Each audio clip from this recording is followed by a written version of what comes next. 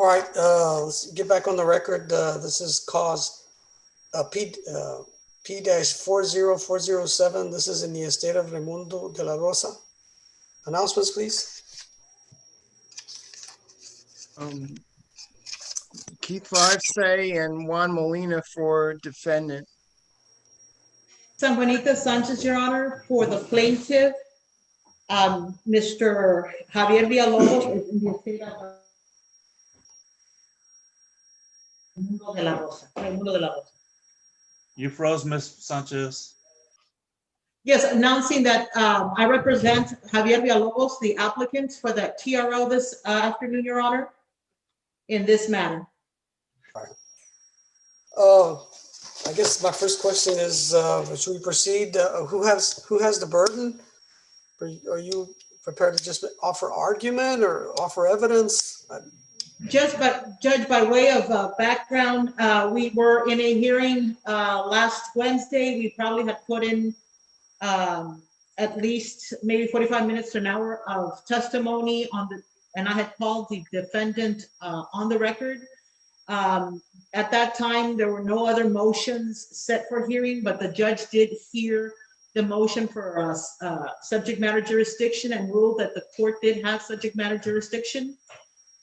This afternoon, and then on the 17th, I did apply for an extension because the TRO was to expire, and I went ahead and requested an extension and for the TRO and for the injunction. The court set it for this afternoon and also set two of the defendant's motions for hearing this afternoon. Okay, what are the defendant motions that are pending? That's new to me. There are defendant motions. If they would like to speak to them, Your Honor. Okay. Your Honor, this is Juan Molina again. I'm here at 710 South Texas in Westlaco, along with my client, Maria Fernanda Quintanilla.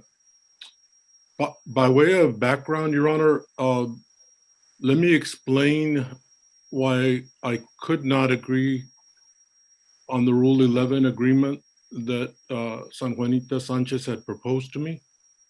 As I explained to her, this case involves issues of collateral estoppel and res judicata.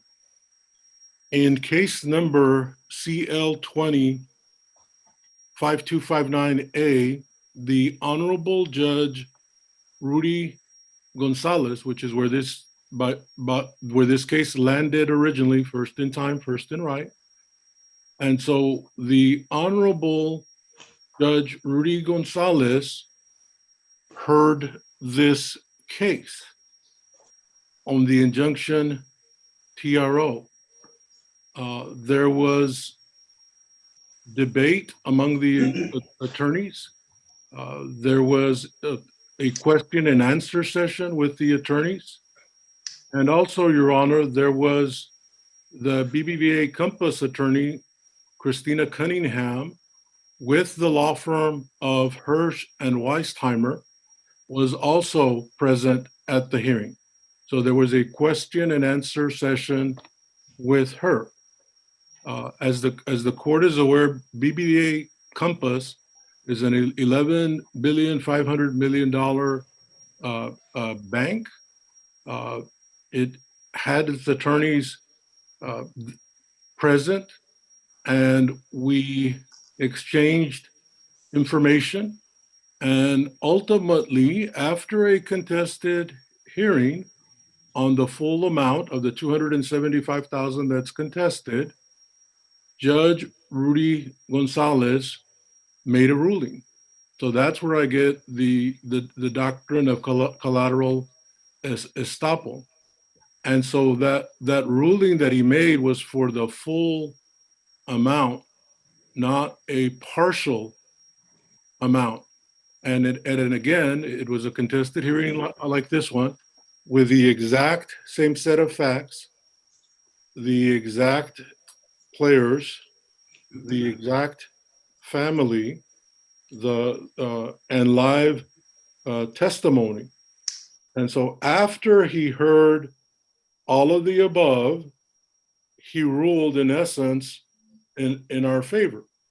What he did is he said, okay, well, look, the $25,000 that's NBVA Compass for now, I'm gonna temporarily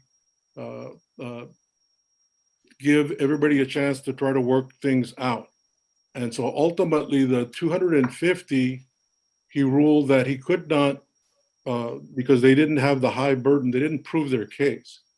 So then the 14-day period elapsed, another 14-day period elapsed, and ultimately we've been moving on that case to the point that we've got a motion of summary judgment on file, ordered by Judge Rudy Gonzalez, that's set for January 13th of 2021. The BVA Compass attorneys also have a counterclaim against Susana de la Rosa for attorney's fees, and they also have a deck action and an interpleader. So that was my concern with San Juanita. I told her, what you're asking me to do, I cannot do, because I would be violating County Court at Law number 1's ruling and orders. And so then after the two 14-day periods elapsed, an injunction TRO was granted by this court, and the time period, I believe, would have elapsed on that last hearing. And so this is, I think, then the fourth injunction TRO. And so that's kind of where we're at. So my practical suggestion was, let's either abate this case, let Judge Rudy Gonzalez figure out, because that's already kind of on the rocket docket, or dismiss it because this is a clear non-probate case. So Your then, Honor, Your I'm Honor, gonna let you respond at the end, Ms. Sanchez. yes, Your Honor. okay. So then we've got what amounts to really is just a one-page deposit agreement. And I That's what- object to that. It is being used as evidence at this time, Your Honor, for hearsay. This is a personal deposit account signature card, right? That's what all this case is about, which again, Okay. Judge Rudy Gonzalez was privy to. Now, The objection is overruled. Go ahead, Mr. Munoz. okay. In the personal deposit account signature card, the beneficiary is Maximino de la Rosa. Now, let me explain who Maximino de la Rosa is. He is in the bloodline of Ray de la Rosa, the decedent who died, I believe, on November 4th. Mr. de la Rosa had 2 sons and 2 daughters. For whatever reason, in the will, he only named as the objects of his affection and the ones that are going to be keeping his estate 2 people, his son and his daughter. His son, Max, is the beneficiary on the payable on death. Now, the other important part of that is that this is an OR account. And my client, Maria Fernanda Quintanilla, has the ability, because they took her state issued driver's license or social security number, to be assigned OR on the account.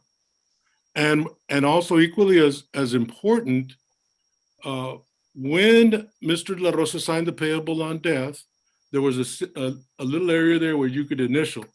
Is this going to be going to probate? If it is, please initial. He didn't initial. And so ultimately there was 4 boxes he could have filled out, Judge. Box number 1, on the death of the individual owner, ownership passes as part of the individual owner's estate. Not filled out. Box number 2, filled out, the payable on death. Box number 3 and box number 4 were not filled out, and those have to do with right of survivorship issues, right? And so that's what this case is all about. So when the judge at the last hearing, sua sponte on her own, said, have you as lawyers considered section 123.151 of the estate that recently enacted 27 law. Has anybody talked about this? If we would have had a chance, but she had her medical emergency, the response simply would have been, it's not applicable. And it's not applicable for various reasons, right? But the main reason is this is a payable on death account where the beneficiary is not her. The beneficiary is Max, who's on the bloodline of Mr. De La Rosa. Maria Fernanda de La Rosa has 2 daughters. They also would be looped out. She would be looped out. So then the other part of that 2017 statute talks about right of survivorship. Box number 3, box number 4, not filled out. So clearly, this is a 1-page case. Now, what they're asking this court to do, in essence, is accept and modify the Honorable County Court at Law Judge Rudy Gonzalez's rulings. They're also wanting you to modify the Compass Bank personal deposit account signature card. And lastly, talk about a final decree of divorce, and they then want to get into accounting and bookkeeping, which have nothing to do with this case because box number 3 and box number 4 were not filled out. And so that is why we did the say, hey, why don't we abate this? Why don't we dismiss this? We're already in county court at law number 1, Rudy Gonzalez, which seems like the logical thing to do. Again, first in time, first in right. And then also this is a non-probate asset case. And to answer your question, Judge, they have the extreme burden. They're the ones who have the extreme burden to try to prove their case. And again, the county court at law number 1, as long as also with the Hirsch and Weissheimer lawyers, had already looked at all this stuff. And there was a ruling that was made. And so I don't know how a judge can accept and modify part of another judge's ruling and then go to divorce Judge Bobby Flores's court, I guess, and modify a divorce decree. And then lastly, and more importantly, modify a clear payable on death account where the person is the signor and where it's an OR account and where the person is not on the bloodline of the payable on death. And so that's why we said, hey, look, let's abate it, let's dismiss it, or let's go back to county court at law number 1, where again, they will have an adequate remedy at law because on the 13th day of January next year, we're set for summary judgment, interpleader, counterclaims, et cetera, et cetera, et cetera. Judge, if I can respond to the issue of county court 1, I was the attorney. And the reason I was the attorney is because we still didn't have a death certificate to be able to file the stuff into probate. When we read the will to the 4 children, 2 children were intentionally excluded. One of those children, I guess when they're looking at it, realized that there may have been some issues with a bank, and goes tells Fernanda, their client, that, hey, there's a screw up. You might be able to get this money. So we go and file a TRO for an account in BBVA. So Mr. Molina misrepresents when he says that we didn't get proof or whatever, because the court did grant our TRO. But what the court says is by the time we filed the TRO, she had opened up another account, put the money in there. So we were trying to freeze that money. Before the TRO is signed, the lady goes and pulls a cashier's check for $250,000 and pulls it out.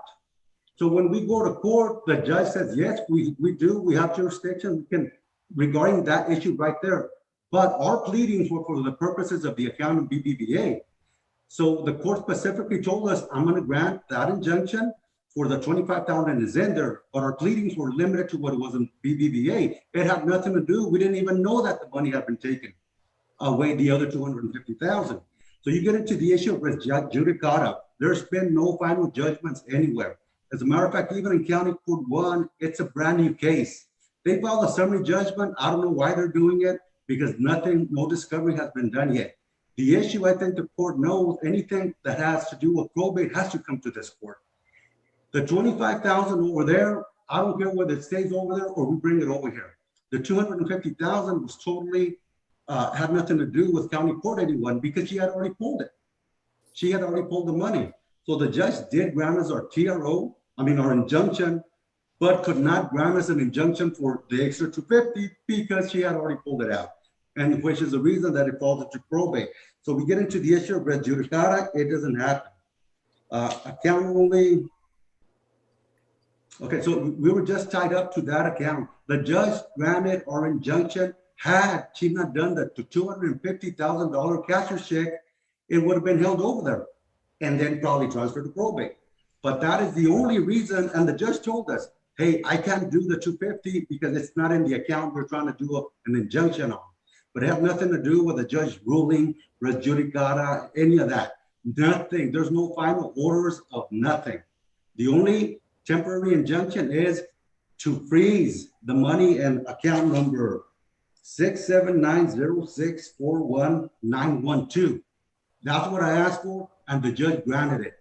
Had the 250 been there, he would have froze everything. But she had pulled it out unbeknownst to us. So that's my address regarding that issue. Just that's where I represented, and the rest of the argument can be done by Ms. Sanchez. Yes, Your Honor, thank you. I don't think that the two things before the court that Mr. Molina began to speak and didn't completely address. There's a response to the dominant jurisdiction and a response to exclusion.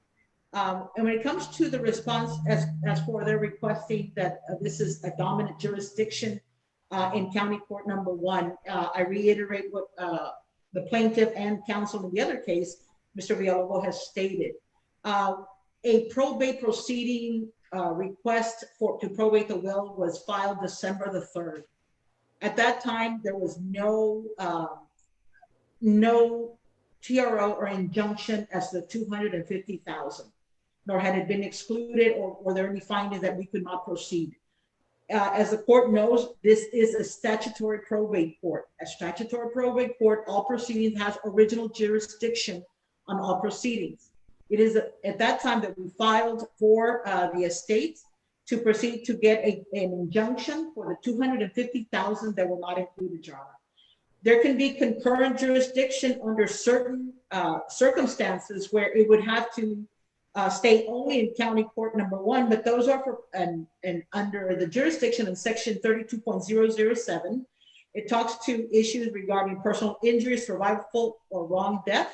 An action involving inter vivos trust, which is not the case. An action involving a person representative of the estate, which each other party is aligned and is not interested party. That is not the case. An action against an agent or former agent under power of attorney. That is not the case. Consequently, we are properly before this court that has original jurisdiction requesting that this monies, which are in what we believe are in the possession of the defendant, should be held and put an injunction for not to proceed in spending or doing anything with those monies, Your Honor. We believe that the issue is not just a contract with a bank on a POD. There is a divorce decree, Your Honor, and in that divorce decree, it specifically states that whoever has the sole control of an account would remain in their possession. It's an agreed divorce decree, which we did question Ms. Quintanilla on Wednesday. And in that decree, it states that anything that he also had that was his separate property prior to will remain his separate property. That included the account where the money originally was placed in before she pulled it out. And it is that decree that determined who is the owner. And under section 123.151, it does establish that because of a designation and it doesn't fall under section B, a multiple party account is payable to the alternative to the POD to the son and not to Ms. Quintanilla. And because of the divorce, dissolves any of the designations that were stated. We believe that we will prevail at the end of this hearing, Your Honor, that eventually, so that we are able to properly proceed under the jurisdiction of the probate court to determine the estate and the distribution of the estate of Raimundo de la Rosa. Why doesn't the 123, 151 apply, Mr. Molina? Again, Your Honor, it clearly does not apply. I thank Judge Joanne Garcia, for the probate court judge, for bringing that case law up. I also obviously wish her well. The reason why it doesn't apply is because I think you heard from the counselors that they're in agreement that this is a payable on death account. Okay? They're in agreement that Max, if they were to both have died, Max would have been the beneficiary, 100%. That's no problem with that.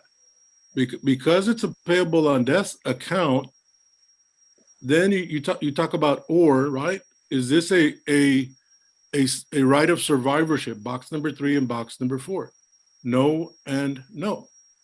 So then when you're talking about a payable on death account, you're really looking at case law like Huntz versus Wilson, and you're really looking at case law that basically says you cannot introduce extrinsic evidence once you figure out this is a payable on death account. And Huntz versus Wilson is exactly on point, Your Honor. Your Honor, if I may respond? I'm sorry, 123, 151 says designation of former spouse or relative of former spouse on certain multiple party accounts. Section B, Your Honor, is a section that I specifically looked It's not a multiple party account. Yes. It is. Yeah, there's an OR account. In other words, you have. Okay, using the language of the statute, multiple party account, is this a multiple party account? The signers on the account, Judge, are clearly Raimundo de la Rosa or Maria Fernanda Quintanilla. Yeah, answer my question. Is it a multiple party account? Your Honor, really, that's up to BBVA and their learned counsel, of which there's, I believe, 7 lawyers representing them.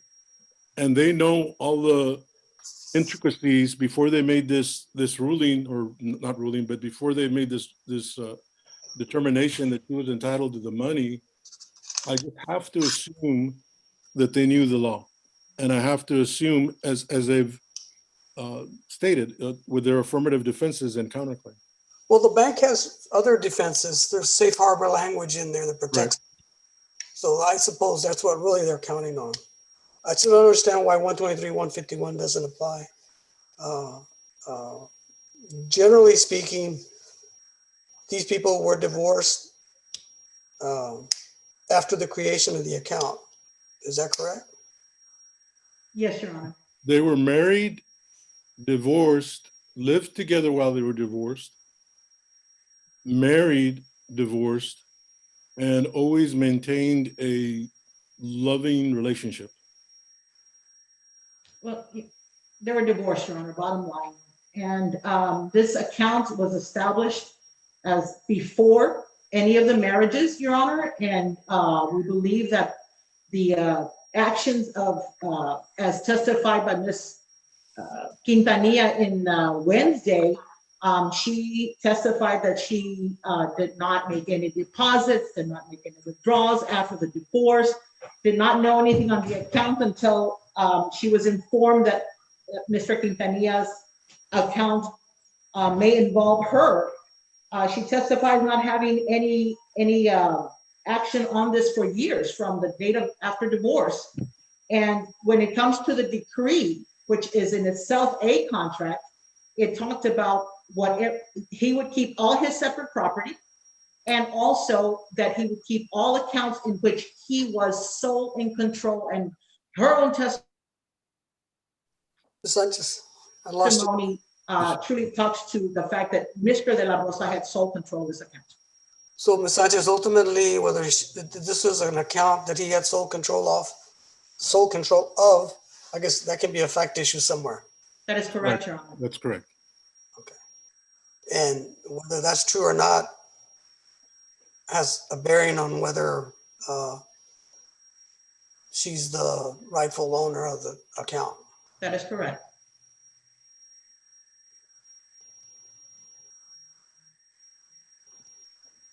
Mr. Molina, are you asserting, or has anyone asserted that they had a common law relationship when he passed away? Your Honor, Yeah. that'll be a fact issue. Right now, what we're trying to figure out is this injunction TRO, and what we're trying to figure out is, has this case already been decided by Judge Rudy Gonzalez on the injunction TRO because of collateral estoppel and res judicata? Because he's heard the same case and he's already ruled. I think we heard what Mr. Villalobos has stated to the court. The only thing that was decided was the 25,000 plus that was in the actual account that was pled for that the TRO be issued. Prior to the hearing, she had already pulled $250,000, Your Honor, and that was not on the table to be considered. And that's why Judge, if we're I here. may interject, that is flat out false. Ms. Sanchez was not there. The injunction that was requested for the whole 275, and it was against Ms. Quintanilla individually. And Was it granted? it was against Ms. individually, and Mr. Villalobos went and threatened criminal charges against her in the open court. And so to say that it was only about the $25,000 or it was only about because as of this account, no, the judge basically says, I'm going to split the baby at this point. I've heard enough. I've gotten enough evidence and there's enough. So I'm going to, the 25, it's just already there. We're going to keep under the injunction, but she's free to use the rest of it. So this has already been decided, but they don't like the result that Judge Rudy Gonzalez gave them. So they come and file another injunction. And you shouldn't, the law is set up so you don't do that.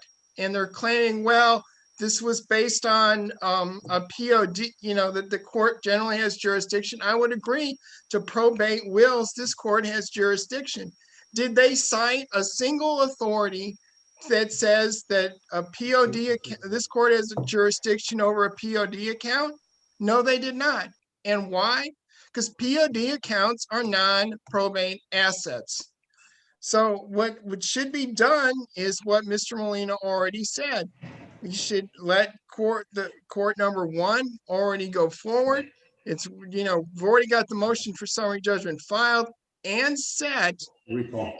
You know, so let's just, you know, continue on because it's already been decided. And this is, I guess my next question would be, suppose this court, you know, denies the injunction at this point. Is Mr. Villalobos going to file another injunction? Do we go through all 7 county courts at law in Hidalgo County or the 9 with the additional ones? This, you know, this has to stop. We've already done it once. We should, you know, keep it there. Judge, if I may respond, the court may want to real quickly call Judge Gonzalez because he never a single time said, oh, go ahead and spend the rest of the money. You're free to do that. As a matter of fact, he said, I'm granting the injunction as pled because that's what you're asking for. And as a matter of fact, I think there was a stern warning to Ms. Fernandez, say, be careful what you're going to do because you may get in trouble pretty much. Once we got the death certificate, we filed what we had to file over here. Judge, believe me, Judge Gonzalez took care of it. He did what he had to do, and that was it. There's nothing, there's no finality in anything regarding $250,000 at all. So, what is the theory about? Is this account listed? The account, this is the only account that was listed in the county court 1, and the judge granted it.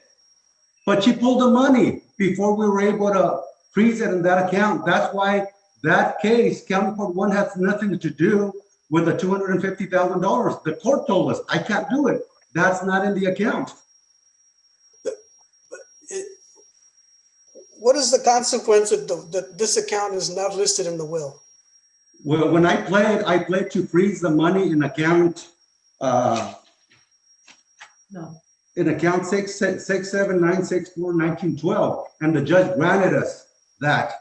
Had she not, unbeknown to us, pulled out the money, it would have been frozen, and then we would have transferred to probate.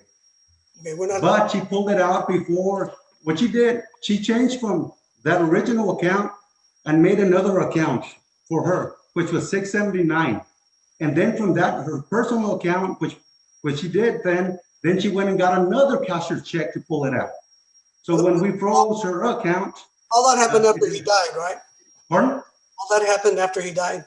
After he died, Judge, and the reason we know it's not the money, this gentleman had $20,000 when they divorced. It was in 2015, 16, 17, 18 that he put the other money, $275,000. The lady was out. She had nothing to do. She didn't even know about this account. What is your understanding of why it's not listed in the will, this account? Why it's not listed in the will? Yes. Oh, Judge, well, accounts are not going to be listed on the will. Okay, I understand that, but there's issues with this account because it was his and she pulled the money. And Judge, if I may, as to the will, it has, I specifically listed his properties and a vehicle and everything, and interest in a business, and everything else fell into the residual bequest, all of the estates to his children, Maximino and Susana. Yeah, but this specific account was not listed. No, No, Your Honor, the properties are listed because there's two homes and gives one to one child and one to another. They're not like properties, they're two separate properties. Okay, refresh for me, Ms. Sanchez first. And in the other where he's specific, it's two separate vehicles that cannot be divided in two. As a house can't be divided in two. He specifically gave it to his children, those two. And then the interest he gave to his daughter, and the rest, whatever was left, he gave it to his children, Maximino and Susana, in equal parts. Ms. Sanchez, you give me your version, then I want to hear from Mr. Molina. He seems to focus in on whether the beneficiary is in the bloodline. correct. Tell me, Here- I want to hear from Ms. Sanchez first, Mr. Molina. oh, I'm sorry. You focus on that, and I want to know what her view of that is. Why is that important, one way or the other? Because if under section B of 123-151, it says that if it's a pay upon death and they're no longer married, it is not effective as to the spouse or relatives unless the court dissolves the marriage, which is exactly what happened here, and the designation of the former spouse as a relative of a POD or beneficiary are no longer applicable. That's my understanding of the general law. So, but what is the bloodline? Why is that important?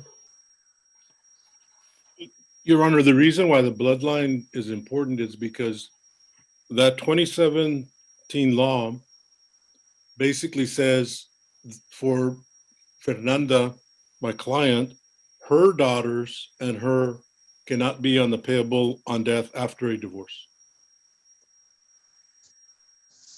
That's it, Judge. Okay, that was a consequence of a case okay. All right, so when did this gentleman die? November 4th of this year, más o menos, I think. So why isn't that, whatever that law means, why isn't it applicable to this case? Again, Your Honor, because she's not listed as a beneficiary on the payable on death. The wife isn't? No, Okay, I'm misunderstanding this whole thing. the wife It's not a- or her daughters are not listed. She had a first marriage of which she has two daughters that are currently living, that are 40-ish and 32. They're not listed. That's the whole point. Neither is she. So who was, I thought there were two beneficiaries. No. There's only one, Max. his biological son.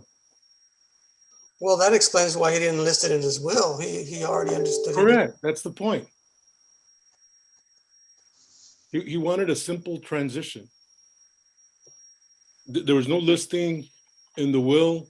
And again, I think, Okay, so who represents Maximiliano? I don't know.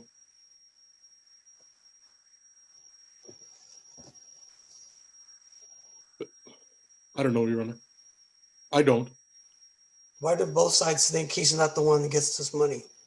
He should if our client passed away. Your client? Yes. The wife? Ex.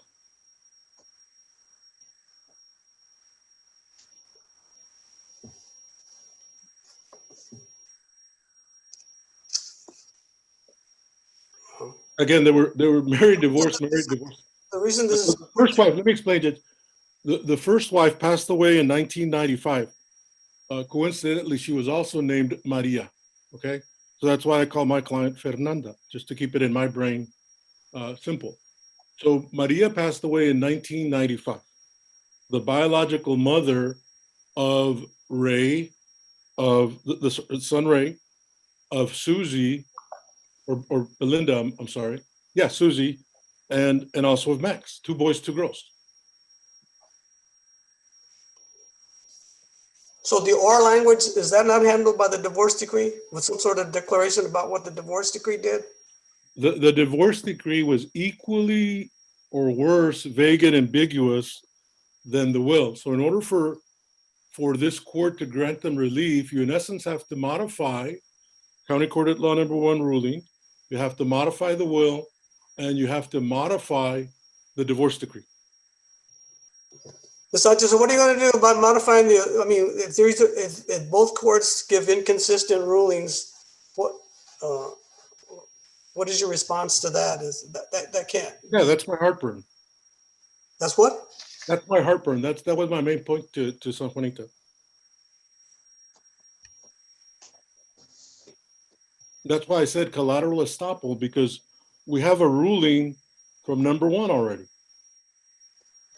And I think Javier Villalobos agrees with me.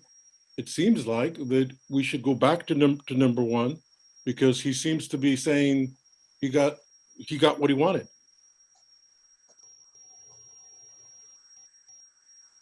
Well, is that accurate? Mr. Well, Villalobos? that's what he said. That's what he said. He said that Judge Rudy Gonzalez ruled in his favor. So why would he not want to go back to County Court at number 1?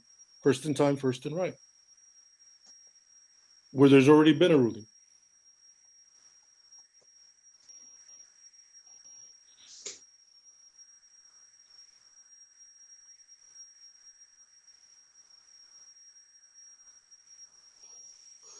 Ms. Sanchez, I'll let you have the last word. Give me your final argument.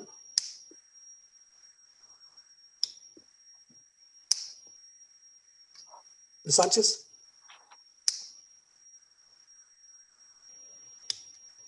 Your microphone is muted, Ms. Sanchez. I'm sorry.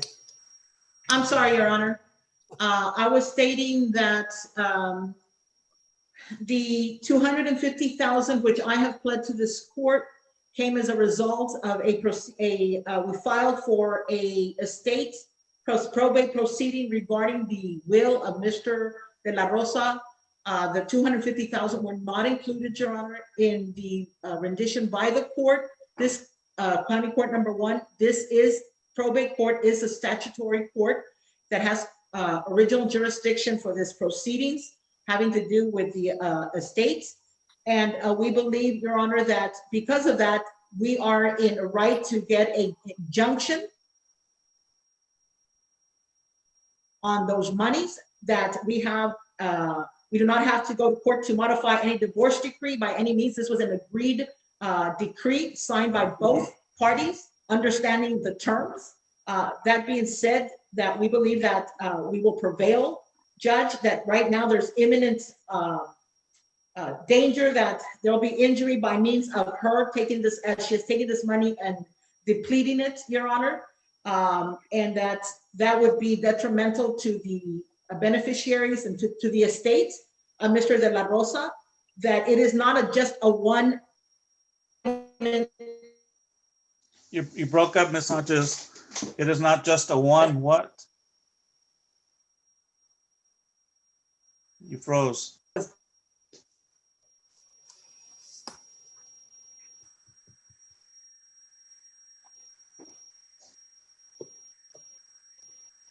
As his separate accounts, and any Dania testified on Wednesday, and therefore we are stating that.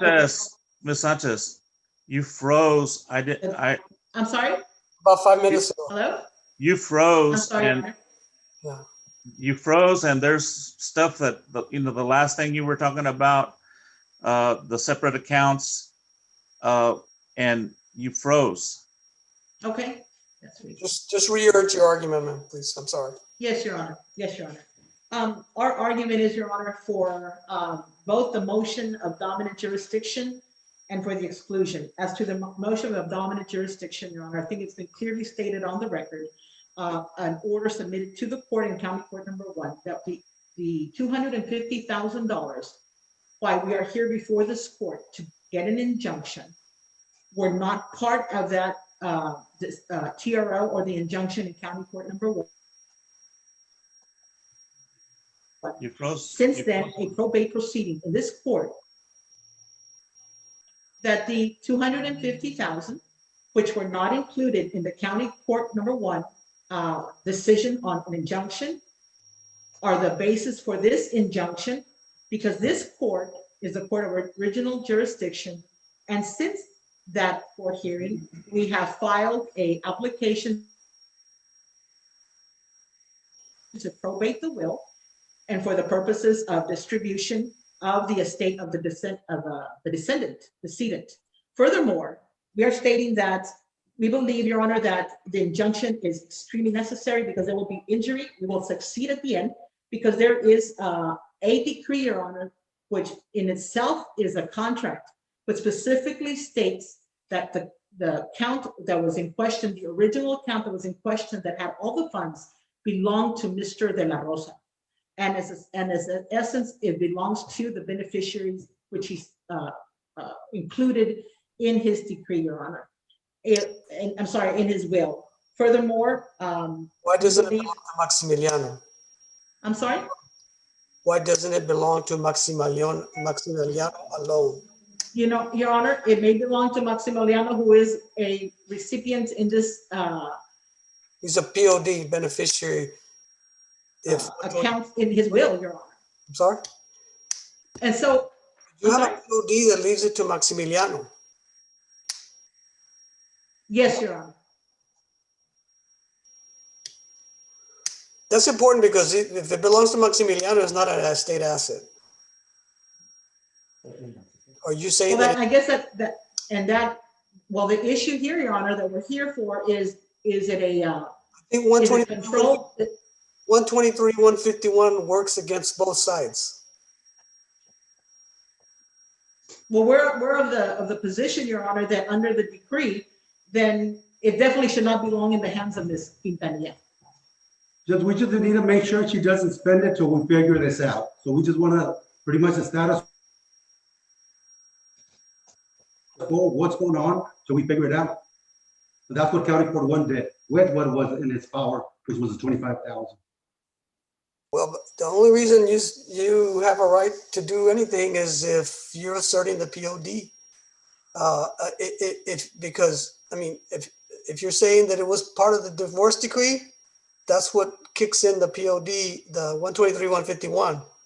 And the 153-151 does not leave it to the estate, it leaves it to Maximiliano. Maximiliano is the one that has some argument to make as far as probable right of recovery and injunctive relief. That's as executor, Mr. Villalobos, I mean, you wouldn't have if the divorce decree is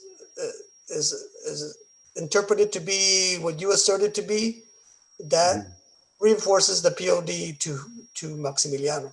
Okay, the issue is Mr. Maximiliano asked me to do whatever I had to do to protect his assets or their assets. both Susie de la Rosa and Maximo de la Rosa, Judge. Well, Yes, Your Honor, and so the bottom line is those 250,000, whether it's gonna go to Maximiliano or otherwise, needs to be taken care of, and that's what this injunction is for. So it's not get spent until there is allows us time to determine by means of whatever legal actions we need to continue to proceed on, Your Honor. if I raise my hand, that means that you're breaking up. If I just, you keep going Okay, on. I don't know why we're having trouble. We're doing good. If I hand to, that means you stopped Okay, Your Honor. transmitting. So, I mean, what I was stating in the last statements that I was stating was that whether that those funds are belonging to either Mr. Maximiliano, through the estate or otherwise, then those monies need to be protected, Your Honor. Those monies need to make sure that they are in a place where the defendant is not going to deplete until all these issues are resolved. And that's why we're requesting that injunction be issued. Okay.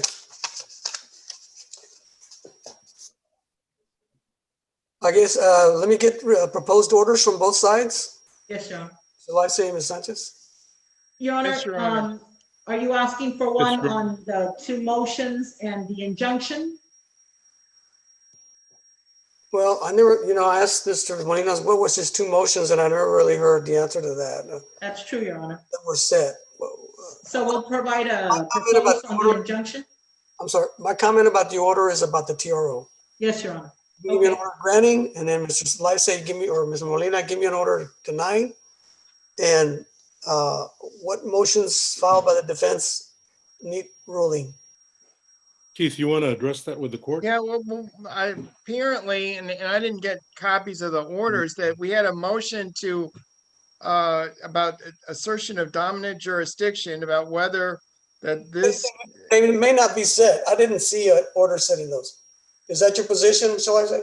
no, I don't know. If they are set, I'm having problems with my email, so I flat out, I'm not gonna take a position with the court. But let me start first with the motion to exclude. And I think the court has already ruled on that in essence, that the court, granted our motion in terms of, they were complaining that it was hearsay, and the court saw through that the POD account documentation is not hearsay. So the issue is whether they get to go in and talk about his intent and his oral statements about what he wanted to do with this account. And we haven't heard any evidence on that. And so I think that was like effectively granted. And we don't need to consider that at this time. The second one was about the dominant jurisdiction. And I'll admit, Mr. Molina didn't specifically say our motion to dismiss for dominant jurisdiction, but we've been discussing court one and the lack of this POD account is a non-probate asset, and the fact that they themselves initiated the court one proceeding, and accordingly that entire proceeding, as this whole amount, the $275,000 attached in the 200 to the court one, and that should go, and they can rewrite the history as much as they want, but that entire proceeding belongs over there, and it should stay over there, because we're almost, we're getting to the end of a resolution over there. So those are our two motions, and we're going to request that the court grant our motion to dismiss or abate this proceeding until court number one makes a final decision.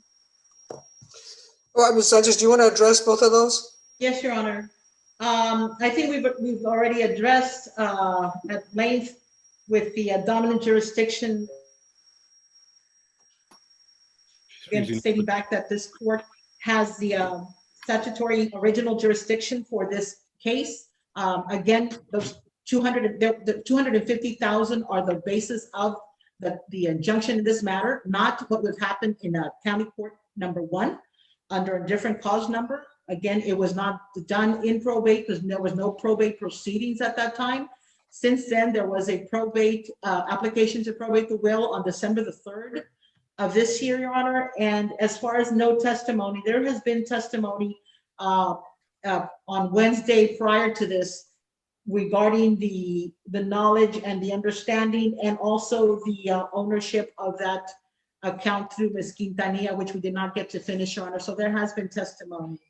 And I'm stating to the court that the exclusion of anything as to the POD account, I also want to state that there's a divorce decree that in itself raises a fact issue regarding the ownership of that account, Your Honor.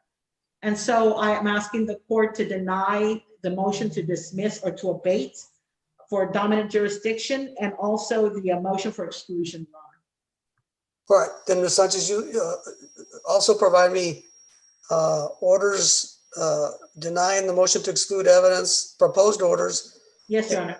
orders denying the motion to dismiss for, well, however it was about the dominant jurisdiction. I'm not sure how it was entitled, but give me your proposed order, and Mr. Lifesay, you give me your proposed order on your 2 motions.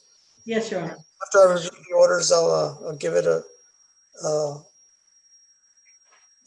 little more thought. If Okay, I'm understanding the facts, it seems to me if you're right on the terms of the divorce included this account going to your client, Ms. Sanchez, I think that Maximiliano is the owner under a POD, which is a non-probate asset. That works against both sides as it stands. Yes, Your Honor. But from my understanding, I mean, you're all the way ahead of me on the facts, but I'll look at 123, 151 more carefully, but that's my instinctive reaction. Yes, Your Honor. I think that reiterates why an injunction needs to be made because those funds are in the hands of Ms. Quintanilla, as far as we know. Well, someone should give an injunction to protect Maximiliano. That seems but- clear to me. Yes, but that would cut against Mr. Villalobos as the party who could request it because he would have no standing on behalf of Maximiliano. He has to have, and standing is jurisdictional, and if the court said it's a non-probate asset, he has no standing on which to proceed. So that's what I'm saying. I think the statute works against both sides. You both have problems with the statute. Yeah. Anyway, give me proposed orders and I'll look at the statute again, make sure I haven't misunderstood anything. And if I execute an order, I'll do so. Yes, Your Honor. Yes, Your Honor. Yes, Your Honor. All right, you all have a nice day. Nice to Thank see you. you. You too, Your Honor. Thank you. Nice to see you, Judge. Happy holidays.